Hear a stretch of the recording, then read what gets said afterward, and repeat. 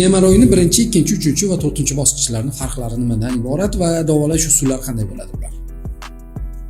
Birinchi, ikkinchi darajasida odatda bemorlar murojaat qilishmaydi. Bilishmaydimi yoki murojaat qilishmaydimi? Endi bilishadi-yu, lekin murojaat qilishmaydi. Sababi unaqa qattiq bezovta qilmaydi. Onda sonda qon izlarini axlatda yoki qog'ozda artganda axlatda qon izlarini sezishi mumkin. Unaqa og'riqlar bo'lmaydi, boshqa bo'lmaydi. Shu sababdan bemor murojaat qilmaydi birinchi, ikkinchi darajasida. Bitta holat bor, u holatda murojaat qilishadi. Qachon masalan harbiy tibbiy ko'rik bo'lgan paytda o'sha prizivniklarni xizmatga chaqirilganlarda topiladigan bo'lsa, ularni tovushi gemoroyini olmaguncha harbiy xizmatga yaroqsiz hisoblanadi.